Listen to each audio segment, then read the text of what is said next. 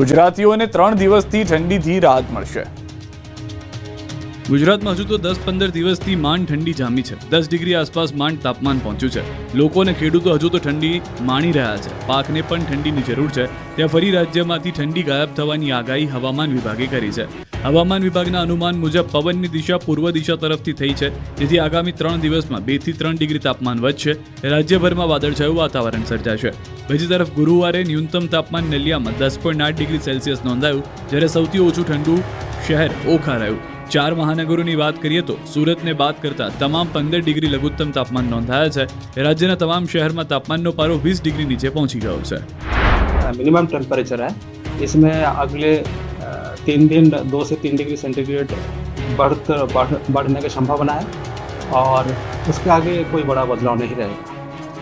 છોટાઉદેપુરમાં સ્વજનના મોત બાદ એક પરિવાર આત્મા લેવા માટે પહોંચી ગયો હોસ્પિટલ।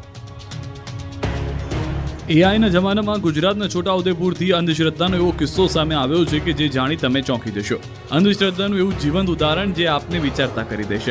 ગ્રામીણ ગુજરાતમાં કેટલી હદે અંધશ્રદ્ધા ઘર કરી ગઈ છે તે હકીકતને ઉજાગર કરતો કિસ્સો સિવિલ હોસ્પિટલના ગેટ પાસે સામે આવ્યો, જ્યારે મૃત્યુ પામેલા વ્યક્તિનો આત્મા લેવા પરિવાર ભુવા સાથે હોસ્પિટલ પહોંચ્યો। 3 દિવસ પહેલા બીમારીમાં મૃત્યુ પામેલા ખોડીવલી ગામની વ્યક્તિના સ્વજનો આત્મા લેવા છોટાઉદેપુર સિવિલ હોસ્પિટલ પહોંચ્યા। 3 દિવસ પહેલા બીમારીને કારણે એક વ્યક્તિનું હોસ્પિટલમાં સારવારમાં મોત થયું, જે બાદ સ્વજનો ભુવાને લઈને આત્મા લેવા હોસ્પિટલ પહોંચ્યા।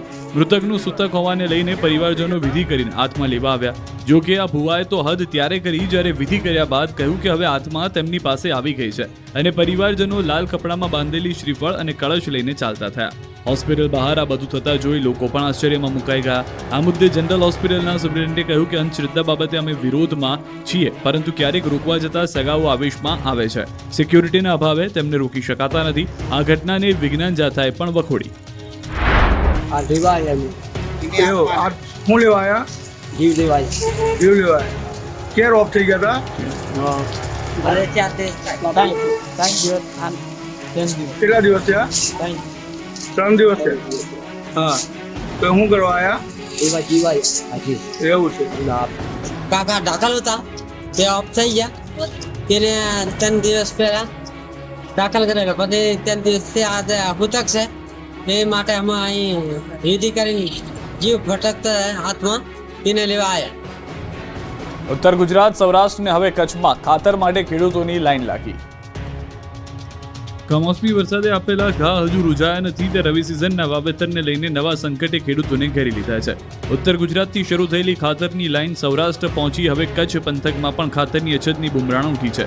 યુરિયા ખાતર નહીં મળતા ખેડૂતો પરેશાન થઈ રહ્યા છે। ખેડૂત ખેતરમાં નવી સિઝનની તૈયારીમાં જોતરાવાની જગ્યાએ ખાતર માટે રજળપાટ કરવા મજબૂર બન્યો છે। કચ્છના રાપરમાં ખેડૂતો કામ ધંધા મૂકી કડકડતી ઠંડીમાં સવારે 4 વાગ્યાથી ખાતર ડેપોની બહાર લાઈન લગાવીને બેસી જાય છે। આસપાસના ગામના ખેડૂતો ખેતરે પોતાના પાકનું ધ્યાન રાખવાની બદલે ખાતર માટે દર ભટકી રહ્યા છે।